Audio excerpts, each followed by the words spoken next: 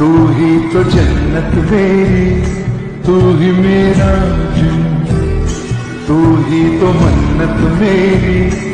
जाने जाने मन हसीना दिलरुबा मिले तो दिल जवा निसार हो गया। হ্যালো এভরিওয়ান, তোমরা সবাই কেমন আছো? আশা করি তোমরা সব ভালো আছো। আজকে যেহেতু শিবরাত্রি পুজো ছিল, সে কারণে আমি আর বোন চলে গেছিলাম কিছু ফুল তুলতে। যেহেতু এই সময় অপরাজিতা ফুল পাওয়া যাবে না, সে কারণে এই বেগুনি কালার ফুলগুলো তুলে নিচ্ছিলাম। ফুল তোলার পরে চলে গেছিলাম বোনেদের জমিকে শসা তুলতে, কারণ ঠাকুরের জন্য নিয়ে যেতে হবে। বাড়ি গিয়ে আরও কতগুলো ফুল তুলতে চলে গেছিলাম আমাদের বাড়ির ছোট্ট শিব ঠাকুরটার জন্যে। আজকে যেহেতু শিবরাত্রি ছিল, সে কারণে গাছে তো বেশি ফুল ছিল না, সব বোনেরা তুলে নিয়ে চলে গেছিলো। আমি যেহেতু আগে থেকে আকন্দ ফুল কিনিনি, সে কারণে রাস্তা দিয়ে একটা কাকিমা নিয়ে যাচ্ছিল, তার কাছ থেকে নিলাম। 20 টাকা পিস নিল এক একটা।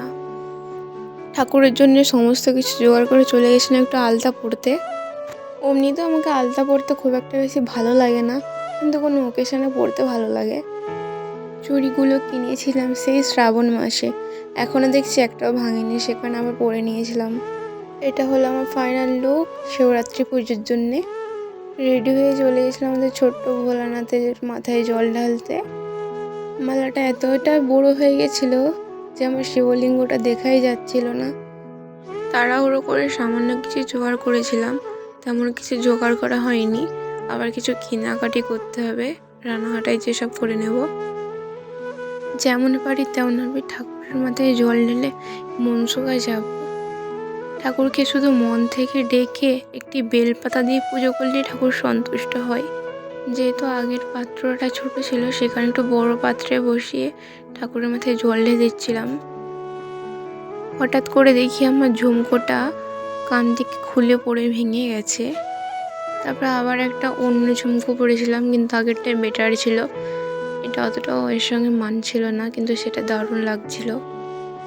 গিয়ে দেখি পিসি আর এখনও রেডি হতে পারেনি। আমি আর বোন আগে থেকে রেডি হয়ে চলে গেছিলাম। আজকে সবাই সাদা আর লাল পাড় শাড়ি পরেছে, বেশ দারুণ লাগছিল। তারপরে বোনকে একটু রাগাচ্ছিলাম, বলছিলাম সবাইকে ভালো লাগছে, তোকে আজকে ভালো লাগছে না। সবাই রেডি হয়ে এবার হাঁটতে হাঁটতে যাবো মনসুকা। এখনও কয়েকটি কাকিমার এখনও এসে পৌঁছায়নি, সে কারণে আবার কৃষ্ণ মন্দিরের কাছে ওয়েট করছিলাম যতক্ষণ না তারা আসে। এবছর আমাদের বাড়ির সামনে হয়নি, সে কারণে আমাদেরকে মনসুকা যেতে হবে। তাই সবাই মিলে এখন হেঁটে হেঁটে গেছিলাম মনসুকাতে গিয়ে কিছু সামান্য কেনাকাটি করার ছিল, সেই কারণে আমরা ওখানে দাঁড়িয়েছিলাম একটু। তারপরে এক পরম সুন্দরী এসে উপস্থিত। এই যেমন ঘি, মধু, মুরগি, বাতাসা, ছোটোখাটো সব জিনিসগুলো কেনাকাটি করছিলাম। মন্দিরের সামনে গিয়ে দেখি ভিড় তো ভালো ছিল না, সাইডে ছোটো ছোটো দোকানদানিও বসেছিল। মন্দিরটা তো খুব সুন্দরভাবে সাজানো হয়েছিল, লাইটিং আরে দিয়েছিল, সামনের দিকটা আরও দারুণ ছিল। গিয়ে দেখি ছোটো বোনেরা সব বসে আছে পূজার থালি নিয়ে। ওখানে গিয়ে আরও এক সুন্দরীর সাথে দেখা হলো। কথা বলছিলাম কখন আসছিস কি ধারা। এবারে আস্তে আস্তে রাত নামছে আর ভিড়টা বাড়ছে। তারপর আমার পরম সুন্দরী জানকে বলছিলাম যে তোকে আজকে দারুণ লাগছে। ওখানে কিছুক্ষণ গল্প করার পরে এবারে যাব জল আনতে নদীকে। পোলের নিচে দিয়ে রাস্তা করে দিয়েছিল ওখানকে জল আনতে যাওয়ার জন্যে। আজকে যেহেতু শিবরাত্রি, সে কারণে ওখানে লাইটিংয়েরও বন্দোবস্ত করে দিয়েছিল, তো জল আনতে যে কোনো রকম স্লিপ না করে। তারপরে গঙ্গা দেবীর নাম করে জল তুলে নিয়ে চলে আসলাম ওখান থেকে। ফিরে এসে আবার আমার পরম সুন্দরীর সাথে একটু ইয়ার্কি ঠাট্টা করে নিচ্ছিলাম। লাইনে দাঁড়িয়ে থাকতে আর ভালো লাগছিল না, সেখানে বান্ধবী আমাকে একটা গোলাপ এনে দিল। একটা ছোট্ট গেট দিয়ে ঢোকার জন্য কতজন মিলে পুরোপুরি লেগে পড়েছে দেখো। যারা আগে পুজো দিয়েছে তারা তো আগে বেরোবে না, তারপরে না আমরা ঢুকতে পারবো, তার আগে সবাই ঢুকে পড়েছে। মন্দিরের ভিতরে দেখে একটা কৃষ্ণ রাধাও ছিল, যে যার মতো সব জিনিস নিয়ে আসছিল বাবার মাথায় জল ঢালার জন্যে। আমরা সবাই ওয়েট করেছিলাম কাকিমারে কখন জল ঢেলে বেরিয়ে যাবে, তারপরে আমরা পরপর জল ঢেলে বেরিয়ে আসছিলাম।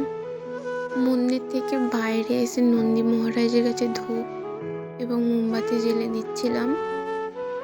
ভেতরে অত ভিড় ও ঠেলাঠেলির কারণে বাবার মাথায় ভালোভাবে জল ঢালতে পারিনি, সেখানে ফাঁকে এসেই নন্দী মহারাজের মাথায় একটু জল ঢেলে নিয়েছিলাম।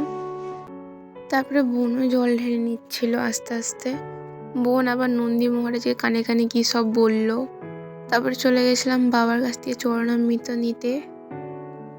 ওখানে যে যার মতো করে চরণামৃত তুলে নিচ্ছিল। রাত যত বাড়ছে ও মানুষের সমাগম তত বেড়েছে। আগের লাইনের ভিড়টা দেখো আর এখনের ভিড়টা দেখো। ওখানে সাইডে হরিনাম সংকীর্তনও হচ্ছিল। যেহেতু আমাদের বাড়ি ওখান থেকে অনেকটাই, সে কারণে চরণামৃত খেয়ে আজকের ব্রত আমি শেষ করলাম। আস্তে আস্তে হঠাৎ বোনের ইচ্ছা হলো সে মিষ্টি কিনবে। ওখান থেকে মিষ্টি কিনে সোজা যাবো আমরা বাড়ি। যেহেতু এবছর আমাদের বাড়ির সামনে কোনো শিব মন্দিরে পুজো হয়নি, সে কারণে আমরা বাড়ি চলে যাচ্ছি। বাড়ির সামনে যদি কোনো পুজো হতো তাহলে সেখানে রাত জাগাটা যেত, কিন্তু এটা আমাদের বাড়ি থেকে অনেকটাই দূর, সেখানে কাকিমা আরেও সব বাড়ি চলে আসছিলো। আমরা কি দুজনে থাকবো, সেখানে বাড়ি চলে আসছিলাম। বাড়িতে গিয়ে আবার চলে গেছিলাম পাশের পাড়ায়, সেখানেও শিব মন্দিরে পুজো হচ্ছিল, সে কারণে সেখানেও একবার গিয়েছিলাম। অন্যান্য বছরের তুলনায় এবছরে ভিড়ই নেই ওখানে। ওখানে গিয়ে আরও এক বোনের সাথে অনেকক্ষণ গল্প করার পরে ওখান থেকে বেরিয়ে বাড়ি যাব। তারপরে ওখানেও পুষ্পাঞ্জলি শুরু হলো। তবে ঠাকুরকে একটু প্রণাম করে ওখান থেকে বেরিয়ে এলাম। আসার সময় আবার জেঠিমা আমাদের দিকে দিয়েছিল আঙুর। ভিডিওটা যদি ভালো লেগে থাকে একটা লাইক একটা কমেন্ট করে দিও। তোমরা সবাই আমার ভিডিও তো দেখো, বাট কেউ লাইক কমেন্ট করো না বা ফলো করো না, এটা কিন্তু খুব খারাপ করো তোমরা। লাইক করে দিও।